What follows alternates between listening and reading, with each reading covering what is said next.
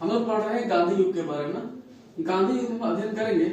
गांधी युग करने का मतलब हो गया कि महात्मा गांधी के जीवनी के बारे में पहले थोड़ा पढ़ लेते हैं, उसके बाद हम आगे अध्ययन करेंगे। तब महात्मा गांधी का जन्म जो हुआ था 2 अक्टूबर 1869 ईस्वी को हुआ था। और कहाँ पर हुआ था? पोरबंदर। कहाँ पर हुआ था? पोरबंदर नाम, ये गुजरात के जगह नाम है। गुजरात के जगह नाम है। गुजरात के पोरबंदर नामक स्थान पर 2 अक्टूबर 1869 ईस्वी को महात्मा गांधी का जन्म हुआ था। ठीक है। तब महात्मा गांधी के माता का नाम क्या था? पिता का नाम क्या था? पत्नी का क्या नाम था? और बेटे का, कितने बेटे थे, क्या नाम था बताइए? माता का क्या नाम था? पुतलीबाई। माता का नाम था पुतलीबाई। पिता का क्या नाम था? करमचंद गांधी। करमचंद गांधी। और पत्नी का क्या नाम था? कस्तूरबा गांधी। कस्तूरबा गांधी। और इसके 4 बेटे थे। ठीक है, इसके 4 बेटे थे। कौन कौन? रामदास, रामदास, देवदास, देवदास, मीना, रामदास, देवदास, मीना, रामदास, देवदास, मणिलाल, मणिलाल और एक और लाल है, मणिलाल और हीरालाल।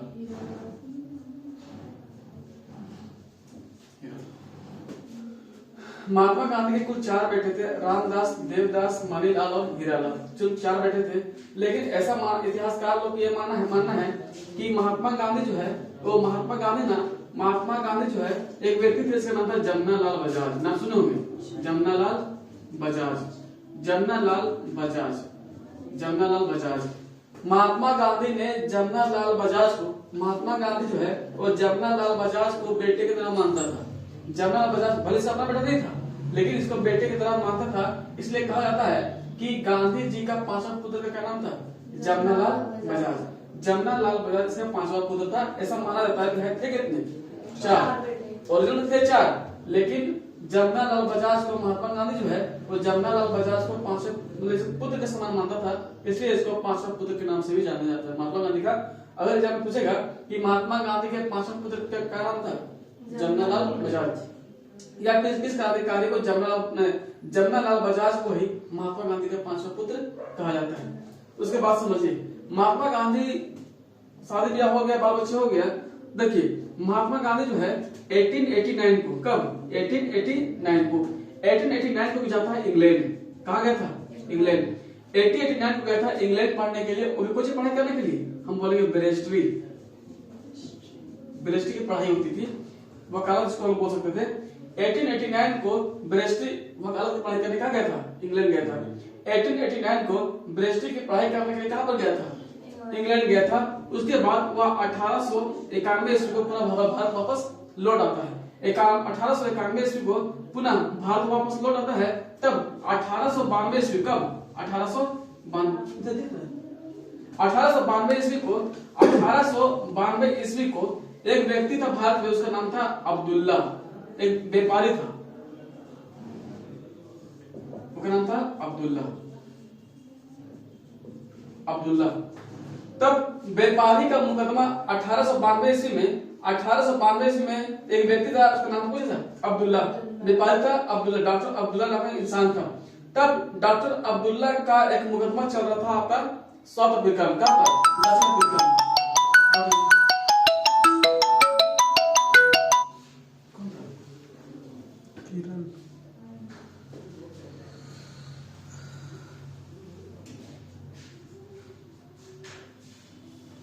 व्यापारी कौन था?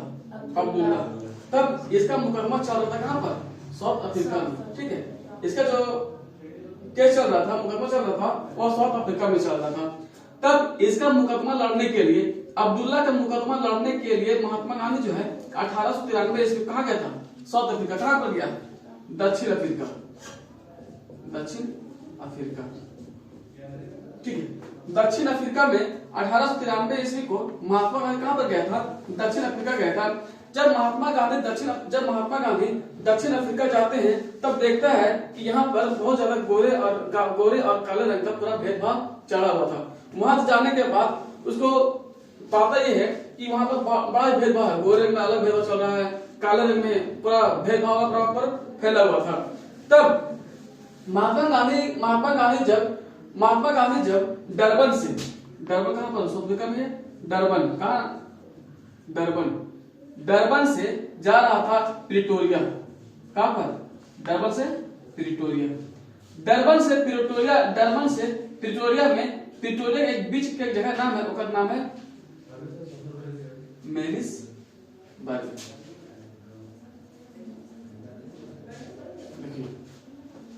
महात्मा गांधी जब दक्षिण अफ्रीका पहुंचे, दक्षिण अफ्रीका के डरबन से प्रिटोरिया जब जा रहा था, अपना रेल मार्ग से होते हुए डरबन से प्रिटोरिया जा रहा था, तब वह प्रथम श्रेणी के डिब्बा में बैठा हुआ था। तब वहां देखा कि अंग्रेजों ने उसके साथ गोरे रंग का और काले रंग का भेदभाव वहां पर चल रहा था। तो महात्मा गांधी को काले रंग का देखता है, तो महात्मा गांधी को मैरिसबर्ग नामक स्थान पर, मतलब रेलवे स्टेशन होता है मैरिसबर्ग नामक स्थान पर, इस क्रम में महात्मा गांधी को मैरिसबर्ग नामक स्थान पर उसको धक्का देकर बाहर निकाल दिया। कहां पर? मैरिसबर्ग नामक स्थान पर। तब महात्मा गांधी को यहाँ से निकाल देता है, उतार देता है ट्रेन से। उतारने के बाद क्या बोलता है कि महात्मा गांधी ने एक नया संगठन का स्थापना करता है। उस संगठन का नाम था नेटाल कांग्रेस। क्या नाम था? Natal Congress. यहाँ पर महात्मा गांधी जो निकाल देता है, तो महात्मा गांधी ने यहाँ पर एक नया संगठन की स्थापना करता है। उस संगठन का क्या नाम था? नेटाल भारतीय कांग्रेस। क्या? नेटाल भारतीय कांग्रेस। नेटाल भारतीय कांग्रेस संगठन की स्थापना करता है। नेटाल भारतीय कांग्रेस स्थापना करने के बाद यहाँ पर इन्होंने अपना पत्रिका भी जारी करता है। यहाँ पर इन्होंने एक पत्रिका भी जारी करता है। उस पत्रिका का नाम था ओपिनियन।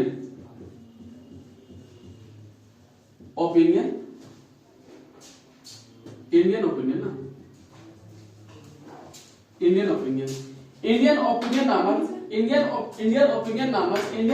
नामक नया समाचार पत्र जारी करता है। कौन? महात्मा गांधी। और इन्होंने एक नया संगठन की स्थापना करता था। उस संगठन का क्या नाम था? नेटाल भारतीय कांग्रेस। नेटाल भारतीय कांग्रेस का स्थापना करता है और इन्होंने इसके तहत इन्होंने एक नया समाचार पत्र जारी किया था। समाचार पत्र का क्या नाम था? Indian opinion. नेटाल भारतीय कांग्रेस और इंडियन ओपिनियन नामक जो है, ये आप कंफर्म याद कर लीजिएगा कि इंडियन ओपिनियन नामक समाचार पत्र किसने जारी किया था। और महात्मा गांधी ने जो नया संगठन का स्थापना किया था, उस संगठन का क्या नाम था? दक्षिण अफ्रीका में। ठीक है। तब महात्मा गांधी ने जब वहां पर रहा, तो महात्मा गांधी ने देखा, महात्मा गांधी जब वहां पर रहा था, तो महात्मा गांधी को वहां पर देखता है, तो महात्मा गांधी ने वहां पर दक्षिण अफ्रीका में गोरे रंग काले रंग का पूरा भेदभाव चला हुआ था। महात्मा गांधी ने ये समय अत्याचारों के साथ देखता है, अत्याचारों को देखता है, तो अत्याचारों को देख करके महात्मा गांधी जो है दक्षिण अफ्रीका में एक नया सत्याग्रह शुरू करता है। उस सत्याग्रह का नाम था फिनिक्स फॉर्म। क्या नाम था? Phoenix form. ठीक है। एक सत्याग्रह का नाम था, उस सत्याग्रह का क्या नाम था? Phoenix form. एग्जाम में पूछता है कि महात्मा गांधी ने अपना प्रथम सत्याग्रह कहां शुरू किया था? दक्षिण अफ्रीका में। महात्मा गांधी ने अपना पहला सत्याग्रह कहां शुरू किया था? दक्षिण अफ्रीका में। उस सत्याग्रह का क्या नाम था? फिनिक्स फॉर्म नाम था। ठीक है। तब जब ये सत्याग्रह शुरू किया ना बाबू, यहाँ पर सत्याग्रह शुरू किया, तब सत्याग्रह यहाँ पर शुरू किया था। इस सत्याग्रह में क्या हुआ था? इस सत्याग्रह में एक व्यक्ति यहाँ पर मिलता है, उसका नाम था गोपाल कृष्ण गोखले। क्या नाम है? गोपाल कृष्ण गोखले। गोपाल कृष्ण गोखले एक क्रांतिकारी व्यक्ति था। गोपाल कृष्ण गोखले जो है यहाँ पर इसको मिलता है, तब गोपाल कृष्ण गोखले ने उसको एक शिक्षा देता है। गोपाल कृष्ण गोखले से मिलता है और उससे शिक्षा लेता है। कौन? महात्मा गांधी। महात्मा गांधी जो है गोपाल कृष्ण गोखले से शिक्षा लेता है। तब एग्जाम में यह पूछता है कि महात्मा गांधी का राजनीतिक गुरु का क्या नाम था? गोपाल कृष्ण गोखले। गोपाल कृष्ण गोखले जो है वो महात्मा गांधी का राजनीतिक गुरु का नाम था। ये एग्जाम में याद रखिएगा कि महात्मा गांधी का राजनीतिक गुरु का क्या नाम था? तो गोपाल कृष्ण गोखले। गोपाल कृष्ण गोखले ने महात्मा गांधी को राजनीति के बारे में शिक्षा देता है और बोलता है कि अगर तुमको राजनीति में आना है तब तुमको धैर्य रखना होगा। और इन्होंने ही सबसे पहले बोला था कि आपको 2 किताबें पढ़नी होगी। आपको 2 किताबें पढ़नी होगी। पहला किताब का नाम था, पहला इन्होंने बोला कि आप पहले एक बुक पढ़िए। उस बुक का नाम है रस्किन। क्या नाम है? रस्किन। एक और बुक का नाम है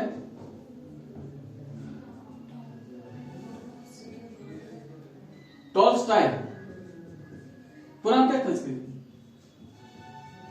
टॉल्स्टॉय, पूरा नहीं है ना, टॉल्स्टॉय। देखिए गोपाल कृष्ण गोखले ने महात्मा गांधी को 2 किताबें पढ़ने बोली थी।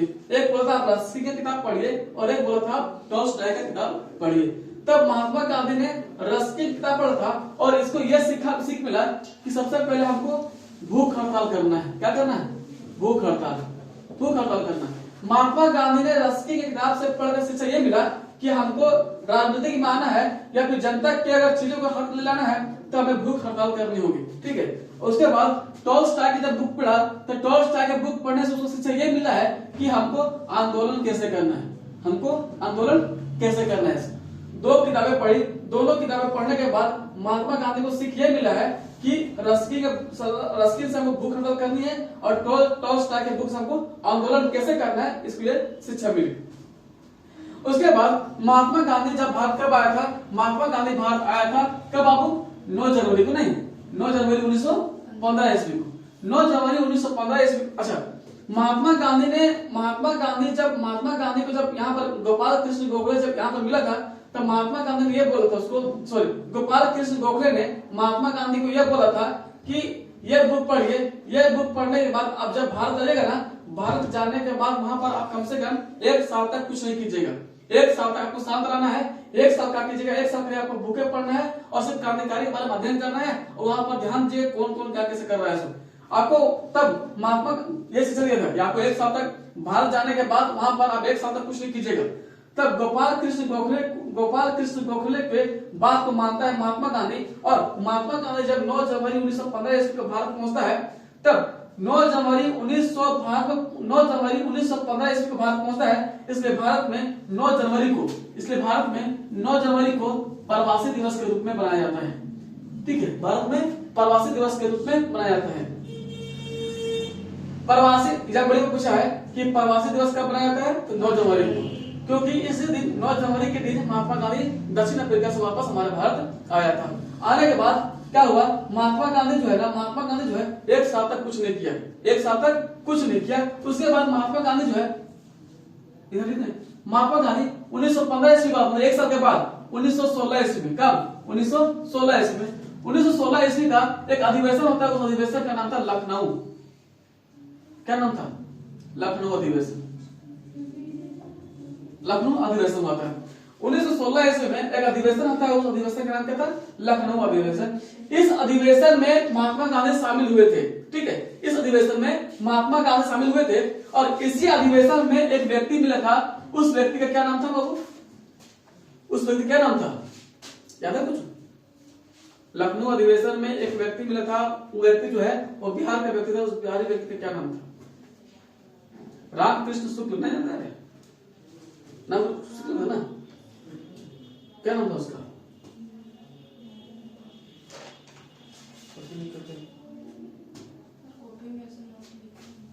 क्या नाम उसका? रामकृष्ण शुक्ल ही थे।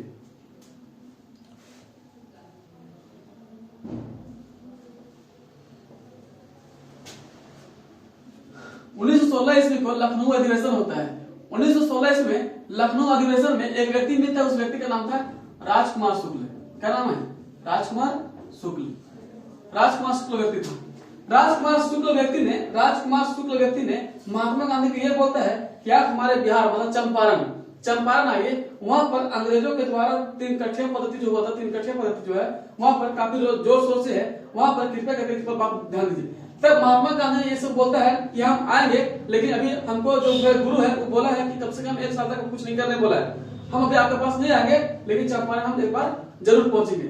तब महात्मा गांधी 1916 से बाद महात्मा गांधी जो है 1916 के बाद 1917 ईस्वी में, कब? 1917 ईस्वी में 1917 ईस्वी में महात्मा गांधी जो है चंपारण पहुंचता है और 1917 ईस्वी में यहाँ पे एक सत्याग्रह हुआ था। उस सत्याग्रह का नाम है चंपारण सत्याग्रह। सत्याग्रह क्या नाम था? चंपारण सत्याग्रह। बाबू याद रखना कि भारत में उपयोग किया गया प्रथम सत्याग्रह कौन था? चंपारण सत्याग्रह। क्या यह पहला सत्याग्रह था? हम बोलेंगे नहीं, यह भारत में था पहला सत्याग्रह। यह भारत में पहला सत्याग्रह था, लेकिन प्रथम सत्याग्रह कौन था? Flix form. ठीक है, फ्रीडम फॉर्म जो है वो महात्मा गांधी का पहला सत्याग्रह कौन था? Freedom form. लेकिन भारत में कौन था? चंपारण। भारत में महात्मा गांधी द्वारा भारत में किया गया पहला सत्याग्रह का था चंपारण सत्याग्रह। लेकिन पूरे विश्व में पहला सत्याग्रह का नाम था कौन सी? Freedom form. देखिए कहां दिक्कत होगी।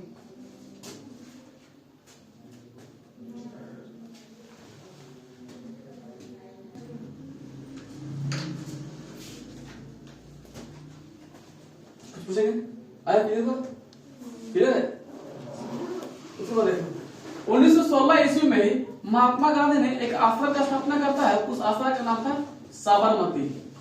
ठीक है, साबरमती आश्रम। महात्मा गांधी ने 1916 ईस्वी में साबरमती आश्रम की स्थापना करता है।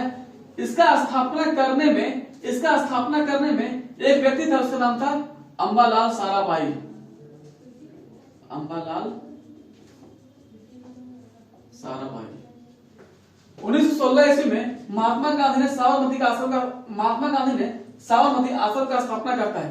इसका स्थापना करने में अंबालाल साराभाई ने महात्मा गांधी को बहुत हेल्प किया था।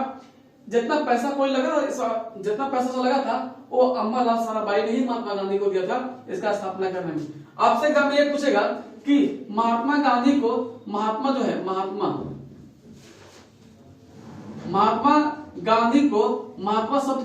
शब्द जो है वो उपाधि किसने दिया था? महात्मा शब्द जो है महात्मा गांधी जो बोलते हैं महात्मा गांधी, तब महात्मा उसको कौन बोला था? तब बोलेंगे रविंद्रनाथ टैगोर।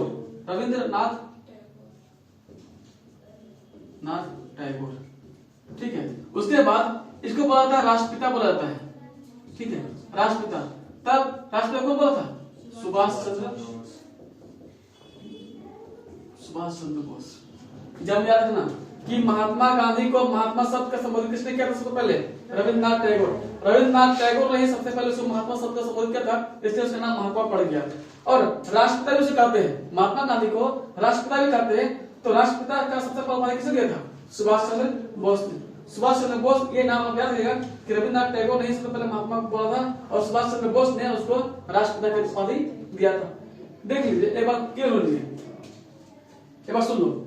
महात्मा गांधी का जन्म 2 अक्टूबर 1829 को कहां पर हुआ था? पोरबंदर, गुजरात में। माता का नाम, पिता का नाम, पत्नी का नाम, बेटा का नाम। ठीक है, ये था। उसके बाद महात्मा गांधी ने जमनालाल बजाज को अपना पुत्र की तरह मानता था, इसलिए उसको महात्मा गांधी का 5वां बेटा के नाम से भी जानते हैं, जमनालाल बजाज को।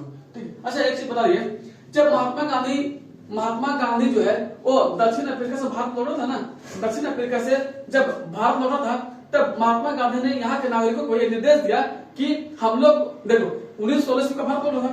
महात्मा गांधी 9 जनवरी 1915 ईस्वी को भारत लौटा था।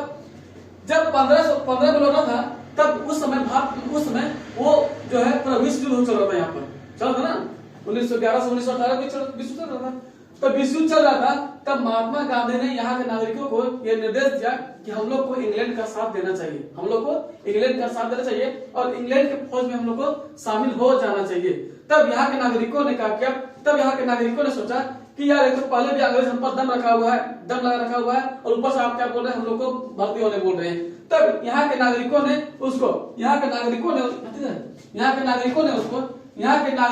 उसे महात्मा गांधी को एक उपाधि दिया, उस उपाधि का नाम है